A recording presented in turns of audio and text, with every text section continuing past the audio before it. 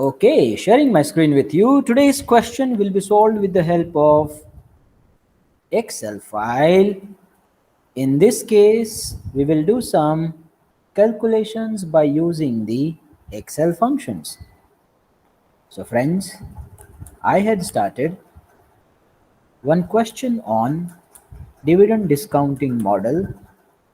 Let me just give you a brief idea what we had done in that.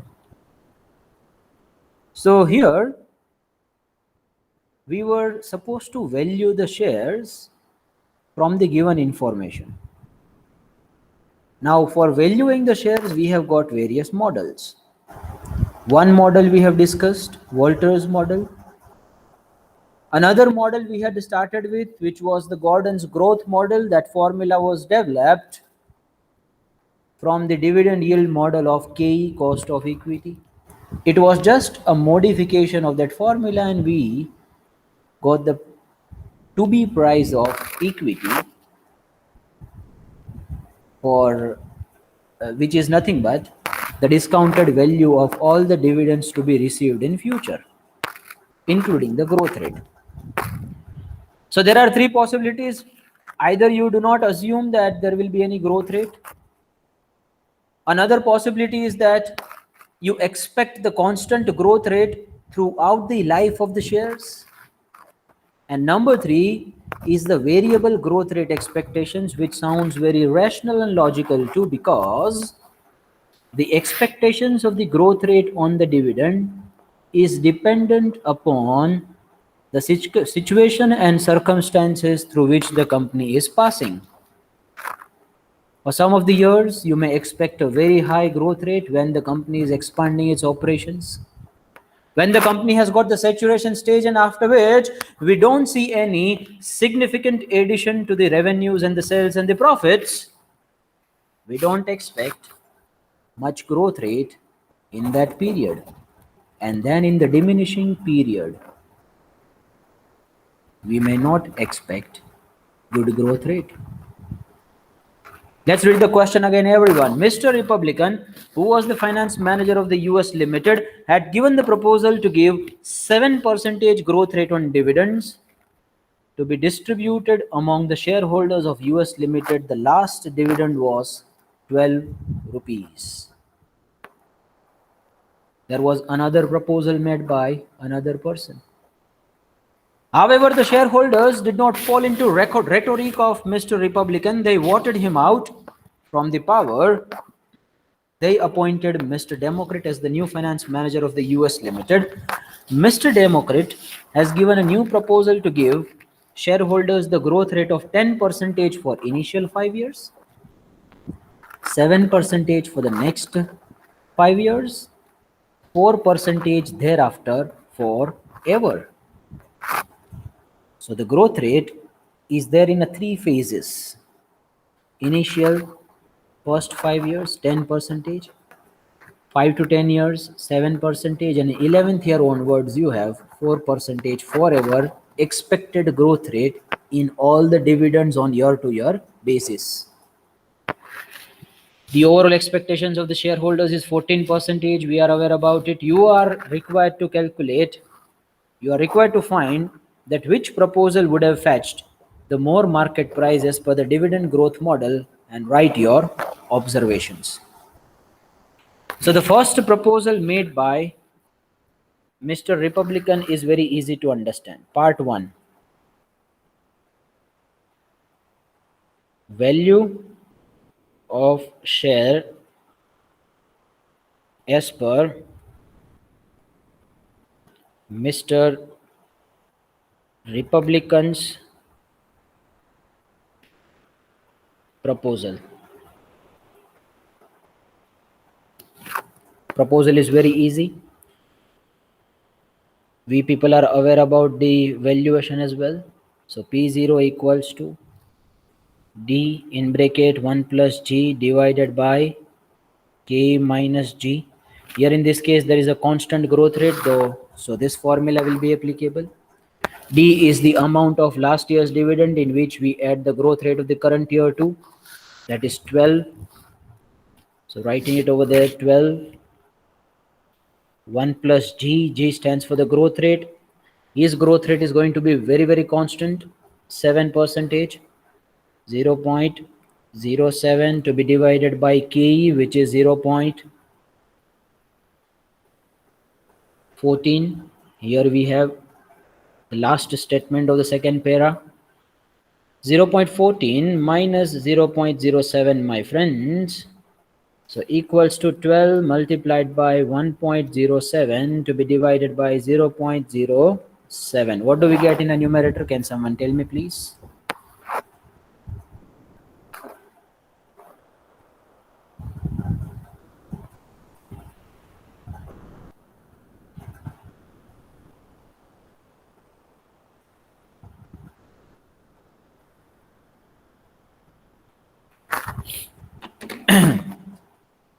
Twelve multiplied by 1.07. What do we get? Can someone tell me, please? I hope all of you are doing it there in your.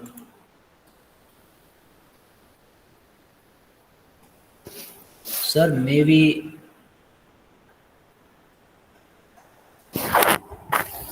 final answer is 183.43.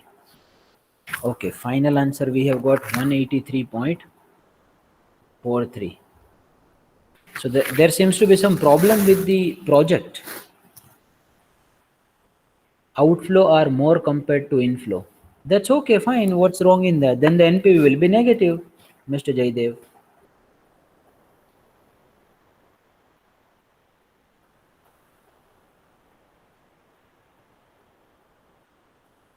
Others will be like, sir, हमने तो अभी तक शुरू ही नहीं किया solve करना, तो कैसे मालूम होगा?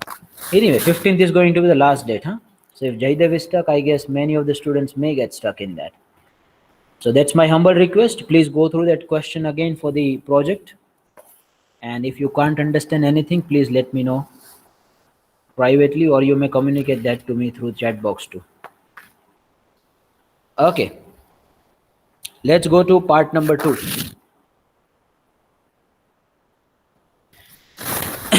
Now, friends, let me just write all the years for which you have got a specific growth rate, after which the formula of perpetuity will apply, you know. So I'm doing that in the Excel. So equals to 1. I hope you people would have got the Excel file there. I'm doing that in Excel only. Equals to 1 plus 1. So we have got 2, and I'm stretching it to 10 years.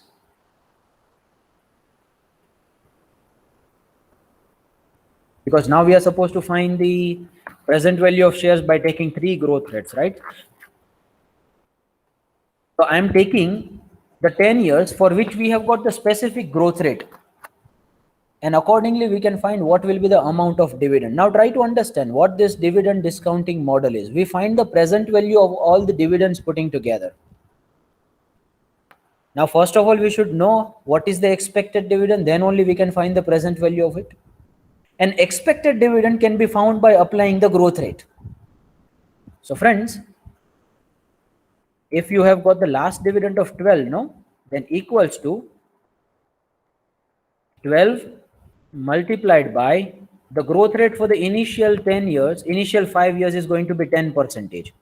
So multiplied by 1.10, you get 13.2 rupees as the dividend expected for the first year. If I just copy and paste it down to other cells, I would have selected 12 rupees of cell instead of this. So let me select that cell, C114 multiplied by 1.1. Now I'm copying and pasting it down to other cells. So I have got the dividend expected from all of these years for 5 years. Basically, we have added 10%, 10%, 10% on a year-to-year basis on the previous year's dividend. That is what the growth rate is all about, right? After 5 years, the growth rate is going to be, sir, 7%.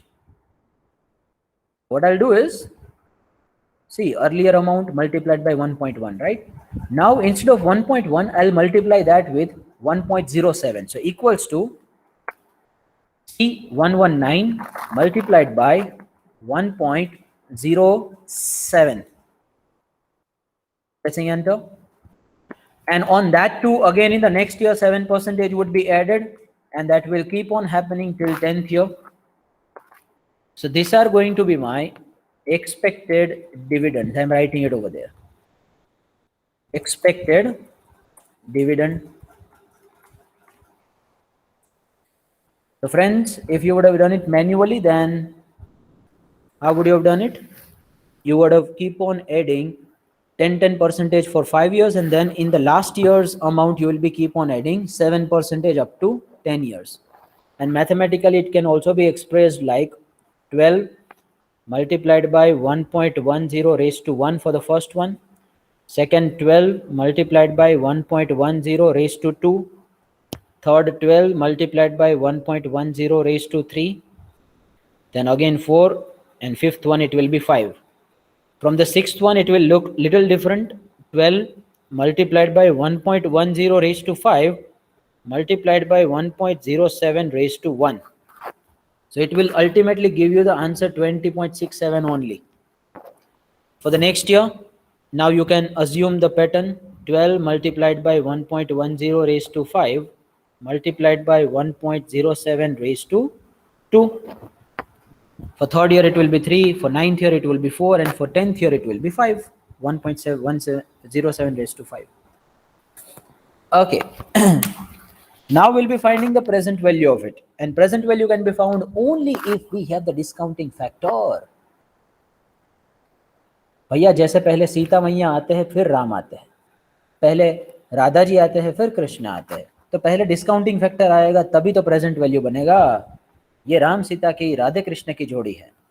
Discounting factor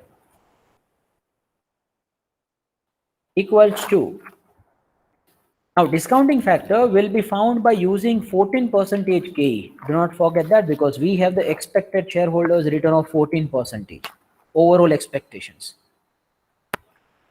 And discounting factor can be found by using a very simple formula, 1 divided by 1.14 closing the bracket raised to, and on year to year basis whatever I have in the power raised to will keep on getting changed. For the first one, it will be first, and for second one, it should be 2. So I'm giving the relative referencing of the cell over there, pressing enter, copying it, and pasting it down to other cells. So friends, I have got a PV, which is basically the multiplication of expected dividend and the discounting factor. Just copy it and paste it down to other cells. So this is the PV of 10 years dividend. A first of years I need to put there because yours is already plural.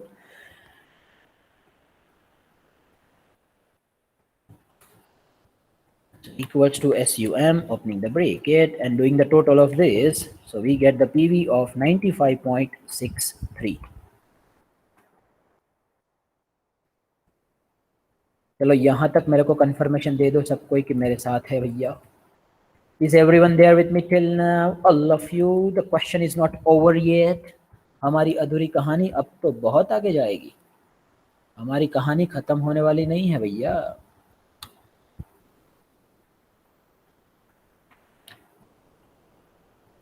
चलो यहाँ तक confirmation please. Is everyone there with me till now? Received it from Miss Saraswati. Nice to see that. She is not disappeared today. Mr. Mitesh too. Mr. Jaydev too. Very nice. Okay वो attendance वाली बंदी किधर गई? ओ श्रेया क्यों बोल नहीं रही है कुछ?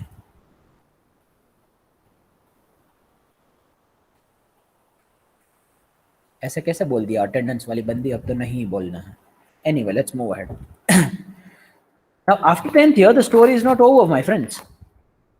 Now you expect a constant growth rate for rest of the life. The moment you expect the constant growth rate for the rest of the life, the formula of the perpetuity that we used to follow in the last question will get applicable again. So I can find value of share, or I may say the PV of share at 11th year. So what was the formula? D 0 in bracket 1 plus G divided by K minus G, right? Now D0 stands for the last year's dividend in this case.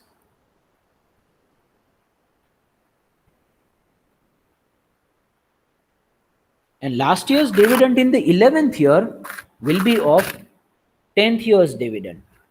यहाँ पे बच्चे mistake करते हैं, वो पहले साल का dividend लेते हैं, फिर मेरे को बताना पड़ता है कि भैया रुक जा, तूने तो मौज कर दी. हाँ बेटे, हाँ मौज कर दी.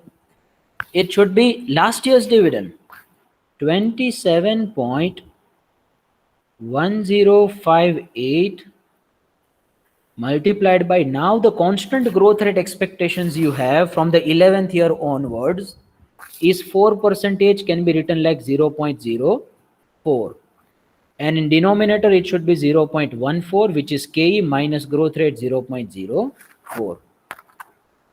So sir, I can simplify this further. 27.1058 multiplied by 1.04 to be divided by 0.10. That's gonna be the present value at the 11th year, at the beginning of the 11th year, for rest of the dividends you are supposed to get from the lifetime of the shares. May I have the answer, please? What do you get there?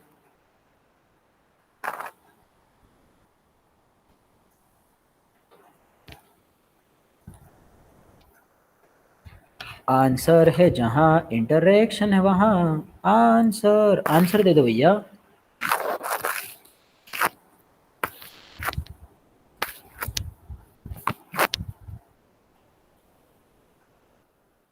Mitesh किधर हो? Last time की तरह अभी भी answer दे दो. मेरे को मालूम है 3:30 बजे से क्लास अपन ने शुरू की है, लेकिन क्या करे बेटा, है तो है.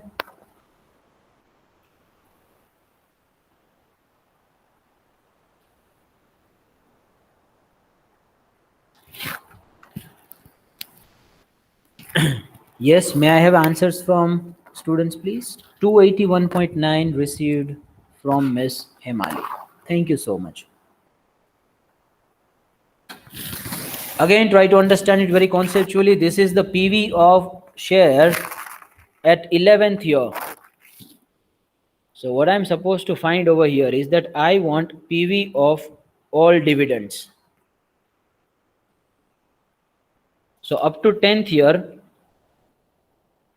I have found, which is total of say 95.63. For rest of the life, up to a lifetime, I have found a perpetuity PV, which is 281.9. But my friends, this 281.9 is at the beginning of 11th year. I'm using another color for this. This 281.9 is at the beginning of 11th year. But we want the PV of all the dividends right at this moment, right? So this 11th year's beginning should also be converted into PV of 0 year. So again, and here is where all the students make mistake whenever they solve this kind of questions manually, is that they take this 281.9 straight away. No, take the PV of that too, because that is the PV at the 11th year. You do not want the value of anything at the 11th year. You want to come into absolute present, which is today.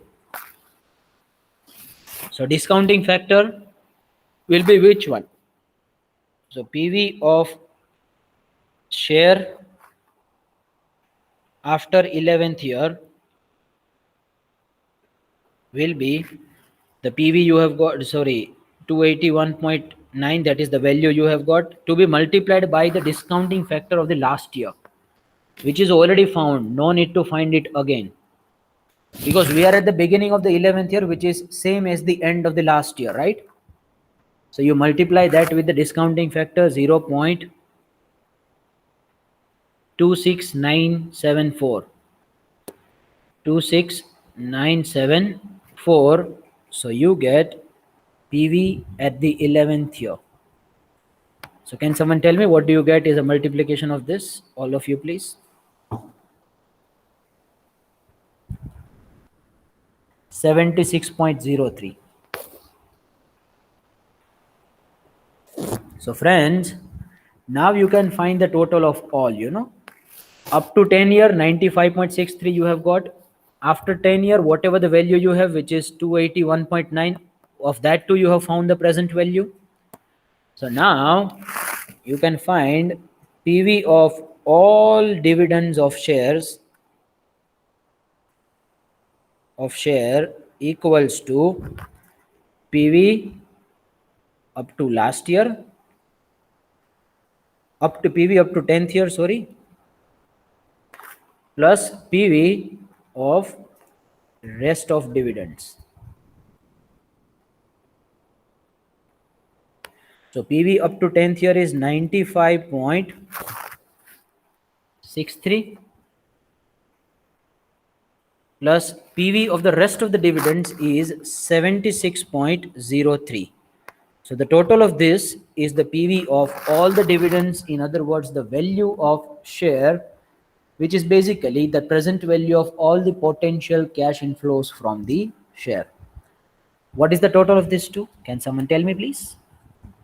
171.66. Now my friends, इम्तिहान की घड़ी आ चुकी है, इम्तिहान की घड़ी आ चुकी है, सिलेक्शन की घड़ी आ चुकी है. कौन जाएगा मुंबई इंडियन आइडल में, वो आपको बताना है. लेकिन वो कौन है? अनु मलिक की तरह नहीं. आ रहा है तो मुंबई आ रहा है. नहीं भैया, इतना भी अग्रेसिव नहीं होना है. बताओ दोनों ऑल्टरनेटिव्स में से कौन सा ऑल्टरनेटिव हायर वैल्यू क्रिएट कर रहा है? As per the alternative number 1, the value of the share is 281.9. as per alternative number 2, अच्छा 281 है कि 180? ये फिर से बताओ. 281 है? अच्छा नहीं, सॉरी, ये वाला है अपना 183.43 फर्स्ट ऑल्टरनेटिव. सर चाय पी के आते हो तो sorry. So as per the first alternative, the value is 183, and as per the second one, it is 171.66. So which one is offering the higher value? Alternative number 1. So if I am the shareholder of United States Limited, I would have gone through the first proposal offered by Mr. Republican. Though it was very simple to understand, it was giving you constant growth rate expectation of 7% throughout all these years. That was more beneficial as compared to another proposal which is giving us the return in the phased manner. 183 is quite more than 171.66. That's what happened in the United States as well. They appointed a very complicated man. Yes, understood, the earlier one was very louder mouth, but I could see some honesty in that government. लेकिन लोगों को complicated करने वाले और अच्छे लगते हैं. Well, I do not have any personal bias of any of the electoral choices of United States. No comments on that. Confirmation, please. That will be your observation, that as per alternative number 1, the value is this much. As per alternative number 2, value is 171.66. So alternative number 1 generates the highest value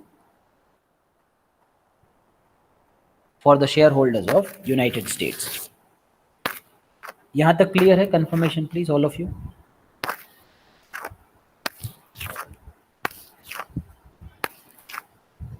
Okay, received confirmation from 4 to 5 students. Nice to see that. Even at 4 o'clock, they are little bit vibrant and dynamic.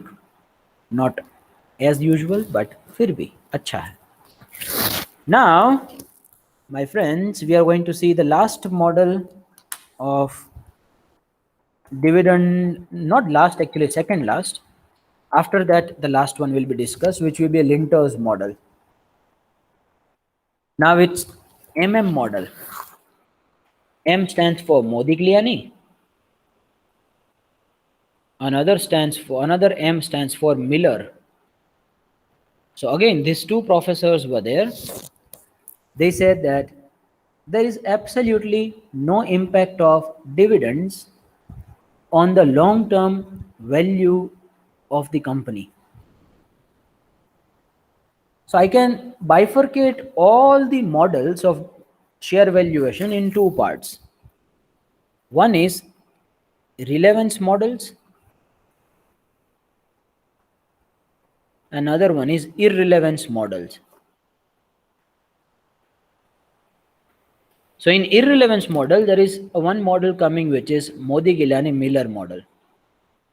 And in relevance one, we have seen Walter, we have seen Gordon, and in Gordon too various varieties. Now when I say relevance model, that means they believe that dividend affects the market value of the share. Dividend affects the market value of the overall capitalization of the company. An irrelevance model states that in a longer period of time there is no impact of dividend whether you pay it or you do not pay on the valuation of the share, because investors are rational enough to understand that if you do not pay me the dividend, then the company will be keeping that dividend with themselves, and if company will be keeping that dividend with themselves in the form of reserves and surpluses, they are not going to keep it idle. They will invest it somewhere in lucrative investment opportunities. So as a shareholder, either I get dividend income or I get valuation of market. If I get the incremental market price instead of dividend, तो मुझे क्या problem है उससे? तुम मुझे dividend दे दो या तो फिर मार्केट प्राइस को इंक्रीज करके दे दो. I am indifferent as far as these two alternatives are concerned. This is what the primary argument of Mr. Modigliani and Mr. Miller is. So how they have built this model? I am taking you to this formula again very logically. Say right now the market price is 100. You are investing in a share at 100 rupees. You have set a clear-cut expectations, the overall expectations from the share, which is 10%. Your requirement is that you should get your expected rate of return, which is P0 plus multiplied by 1 plus KE. That means after some number of years, the value should be 100, not some number of years, 10% is yearly only. So after 1 year, your fund should be 1 plus 1.10. That means 110. Now whether this 10 rupee, which is the incremental money which I am getting, either I receive it in form of dividend or in form of increment in market price, I am least bothered about that. Either you give me dividend or you give me incremental market price, my overall expectation is 10%. That is what is been satisfied. So as per Mr. Modigliani Miller, P0 in bracket 1 plus KE equals to D1 plus P1. P1 stands for the new price and D1 stands for the dividend per share.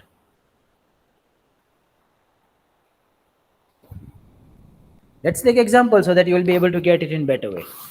So friends, say you have got 10% expectation. In one case, company pays the dividend of 5 rupees. In other case, company pays dividend of 8 rupees. So what will be the new price? So say if the company declares to pay the dividend of 5 rupees, then 1 plus K would be 110 on a left hand side, which is anyway going to remain same. Then on right hand side, D1 will be 5, so P1 will be my balancing figure. So P1 will be 10, 5. Let's take another example. 8 rupees. So here on left hand side, my overall expectations is 10% going to remain same. So left hand side will again be, therefore 110 equals to D1 will be 8 plus P1 will be balancing figure. So that's why P1 will be 102. So my overall expected rate of return is satisfied. That is proved at 9%. Whether in form of dividend or in form of incremental market price, that really does not matter to me. But sir, you said that the valuation of the company also remains same on a long period of time. How will you prove that argument? Well, to prove that argument, I need to again take you to some exercise. Okay, so let's take the exercise so you'll be able to get it in better way.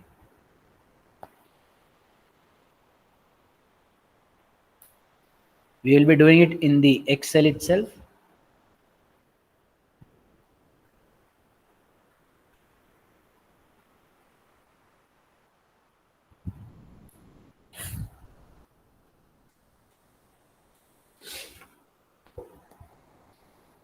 I hope everyone is clear as far as the conceptual understanding of Modigliani-Miller model is concerned. This is the question. You may take a snap of this, please, in case if you want to. यहाँ तक conceptual understanding clear है बेटा सबकी? So Modigliani-Miller model is absolutely clear. Good. Let's start reading the question. RST Limited has a capital of 10 lakhs rupees in equity shares of 100 each. The shares are currently quoted at par. That means the market value is the par value. When I use the word quoted, that means it's the market value. And quoted at par means the par value of 100 is the current market price. The company proposes to declare, this is again the CA final last year examination question. तो आपको लगेगा कि sir CA final के question हम यहाँ पे solve करेंगे MBA में? हाँ, कोई बात नहीं, क्यों नहीं करेंगे, कुछ नहीं है भैया, हो ही जाता है। थोड़ा सा फोकस करो तो सब कुछ समझ में आता है। Nothing is as complicated as it sounds, and nothing is as easy as it sounds. Anyway, I'll come to that philosophy later on. The company proposes to declare a dividend of 10 per share at the end of current financial year. The capitalization rate for the risk class of which the company belongs is 12%. What will be the market price of the share at the end of the year if dividend is declared, dividend is not declared, and third part is assuming that the company pays the dividend and the net profits of 5 rupees. Company pays the dividend and has the net profits of 5 lakhs rupees and makes the new investment of 10 lakhs rupees during the period. How many new shares must be issued?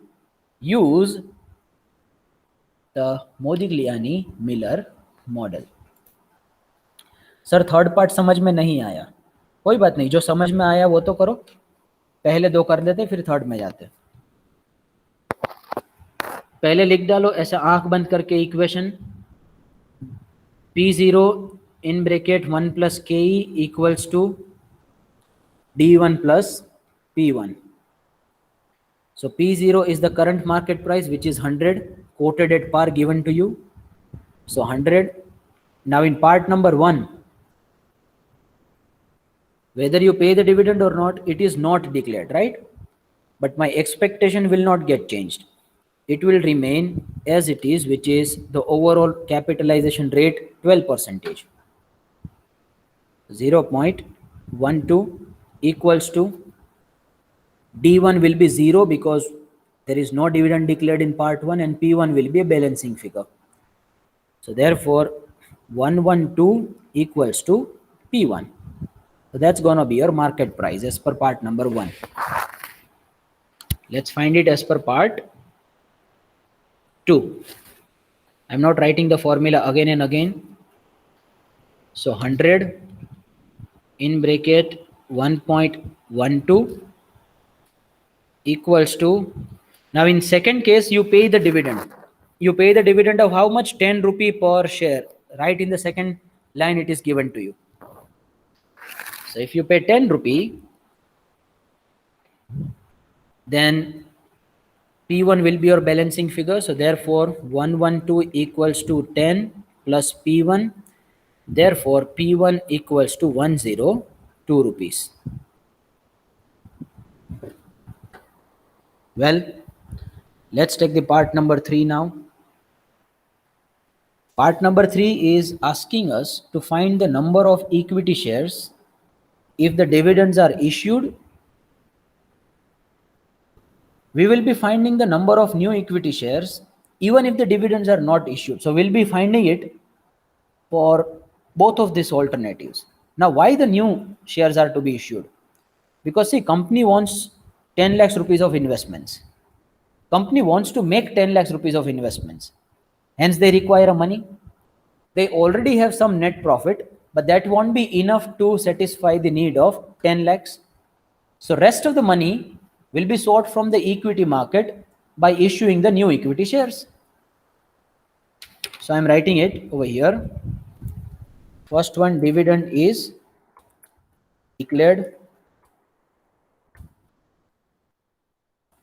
Second one is dividend is not declared. You will be preparing the 3 columns in your table.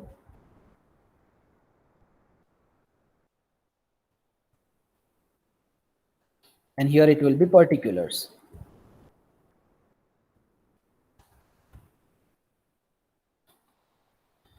What will be a market price if the dividend is declared or not declared? If it is declared, then the market price will be 102, otherwise 112. So 102 and 112.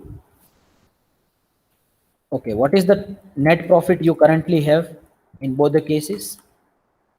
5 lakhs rupees. It is given to you over here. So I'm writing 5 lakhs and here as well 5 lakhs. From net profit you pay the dividend. So dividend amount.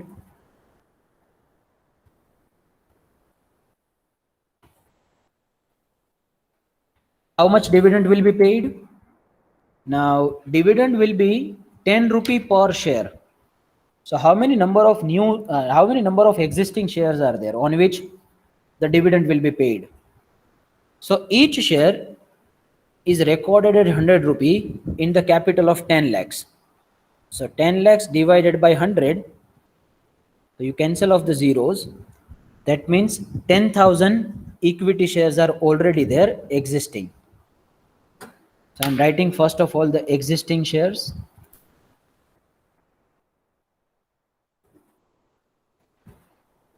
Which will be 10,000 in the first case and 10,000 in another case as well.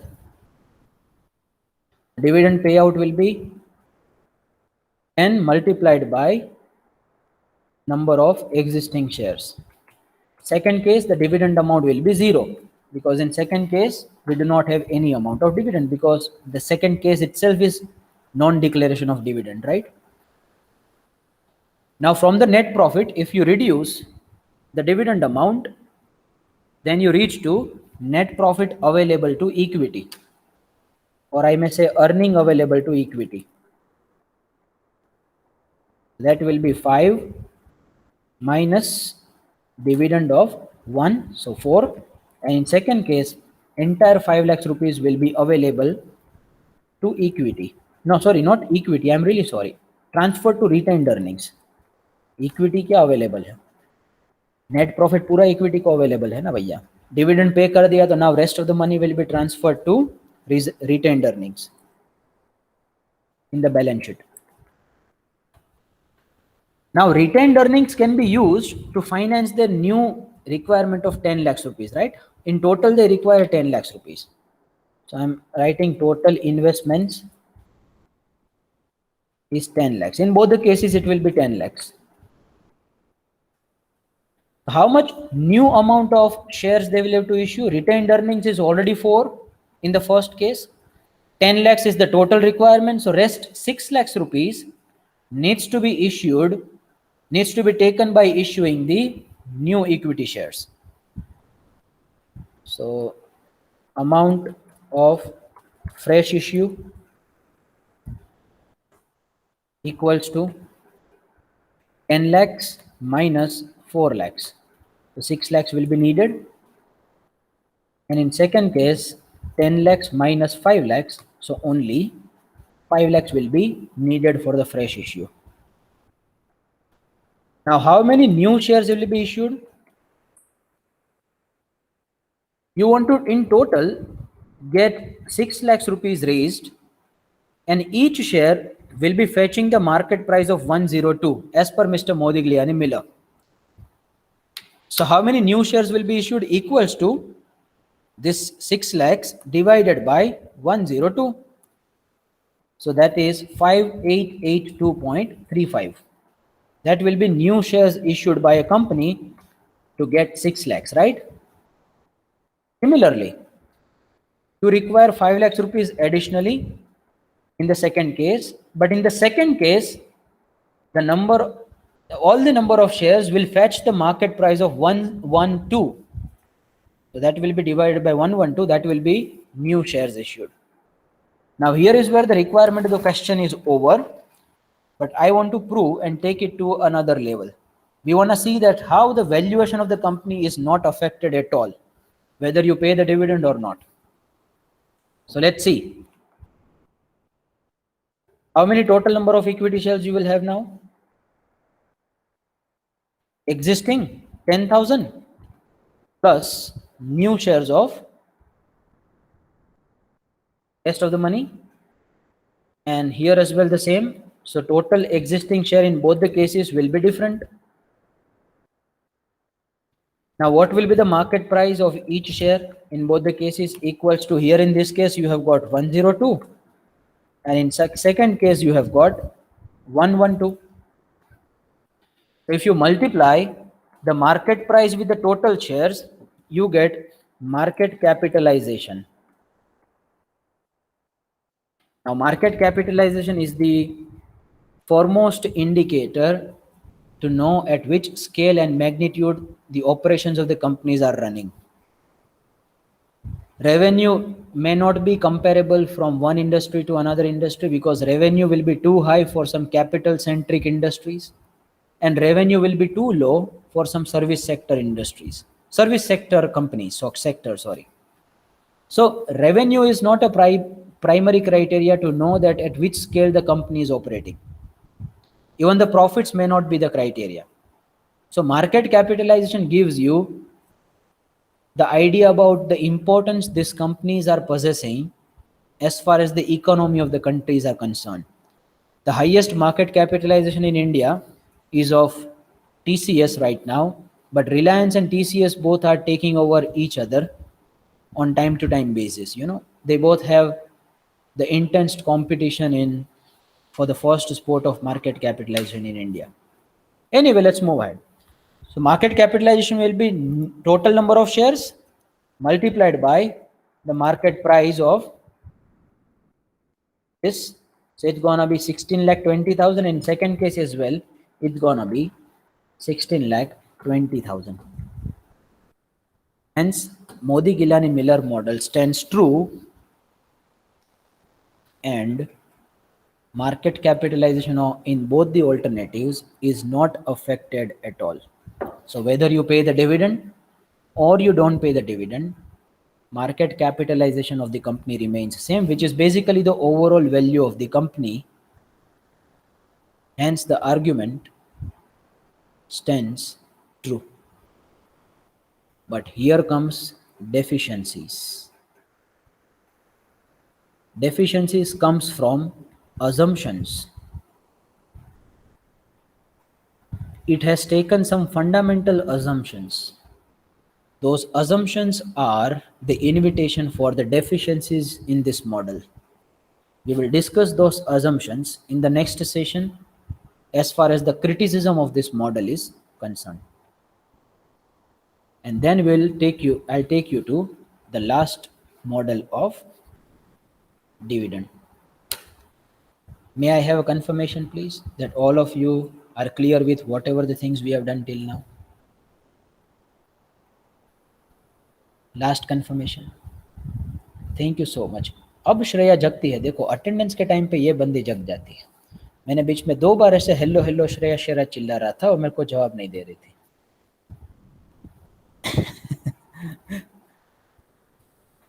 कोई बात नहीं, sorry कह रही है. पढ़ना लेकिन अच्छी तरीके से फिर. ठीक है. Put your enrollment number as a mark of your attendance for the day. Thank you so much. See you all in the next session. We have, I guess, 4 more sessions in this week pending. 1 or 2 more extra sessions we'll be taking, and then I think we'll be able to complete it smoothly. Thank you so much. Take care. See you all in the next session.